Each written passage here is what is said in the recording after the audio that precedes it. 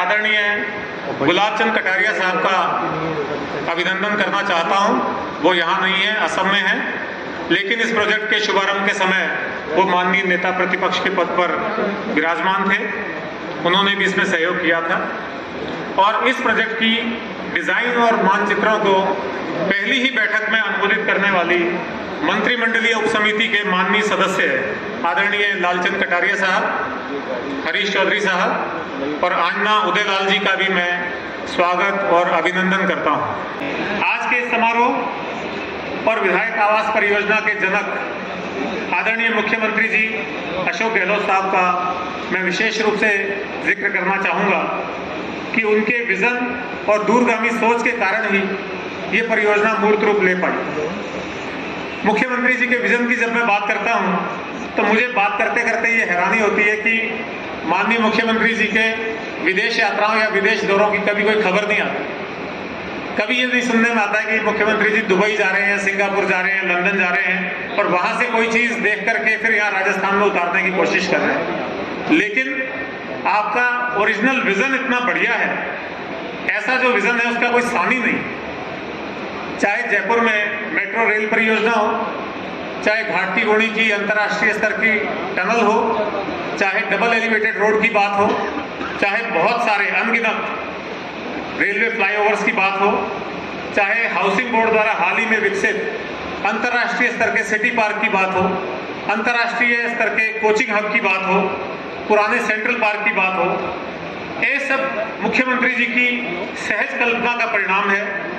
और सबसे बड़ी बात यह है कि न तो केवल मुख्यमंत्री जी प्रोजेक्ट्स की कल्पना कर लेते हैं, बल्कि अपने ही कार्यकाल में उनका एग्जीक्यूशन भी करवा लेते हैं। वास्तव में ऐसा बृहद विजन और सोच, विविधता कहीं मिलना मुश्किल होगा। नगरीय विकास के अलावा मेडिकल एंड हेल्थ, समाज कल्याण, गरीब, गांव, किसान, इनके हितों के लिए जो योजनाओं का ताना बाना मुख्यमंत्री जी बुनते हैं वो हैरत में डालने वाला है। विधायक आवास परियोजना भी दलगत राजनीति से ऊपर उठकर सभी दलों के माननीय विधायकगण के मध्य मित्रता, भाईचारा, सामाजिक समरसता और सहयोग की भावना विकसित करने की दिशा में उठाया गया माननीय मुख्यमंत्री जी का ऐतिहासिक कदम है। खुद रही है इसको बेच करके मुनाफा कमा के कहीं चले जाए। तो इतनी बेहतरीन CMJY के प्रोजेक्ट्स यहाँ बने हैं। इसके अलावा 6 नए बाजार आवासन मंडल ने इस 4 साल की अवधि में क्रिएट कर दिए। वो सारे बाजार बिक गए, वहाँ पे व्यवसाय शुरू हो गया है। इसके अलावा लीग से हट करके आवासन मंडल है, चाहे सिटी पार्क हो, कोचिंग हब हो, जयपुर की दोनों चौपाटियाँ हो, कोटा की चौपाटी हो, इस तरह के अभिनव प्रयोग भी किए और वो सारे प्रयोग सफल रहे। माननीय धारीवाल जी का, जो कि हमारे आवासन मंडल के अध्यक्ष भी हैं, बहुत ही क्लोज सुपरविजन रहता है। वही जो बात मैं पहले कह चुका, रोज का प्रस्ताव, रोज की फाइल हमारी रोज क्लियर होती है, इसलिए हम इस गति से आगे काम कर पाए हैं। एक बार फिर इस मौके पर मैं माननीय मुख्यमंत्री जी का विशेष रूप से अभिनंदन करना चाहता हूं कि आपने अपनी चोट के बावजूद, अपनी इतनी तकलीफ के बावजूद, दर्द के बावजूद, चलने फिरने में इतनी कठिनाई के बावजूद यहाँ आने का समय निकाला।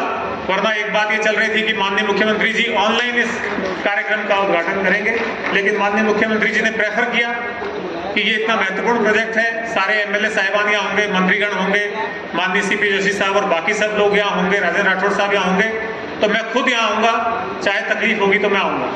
तो हम उनके विशेष रूप से आभारी हैं।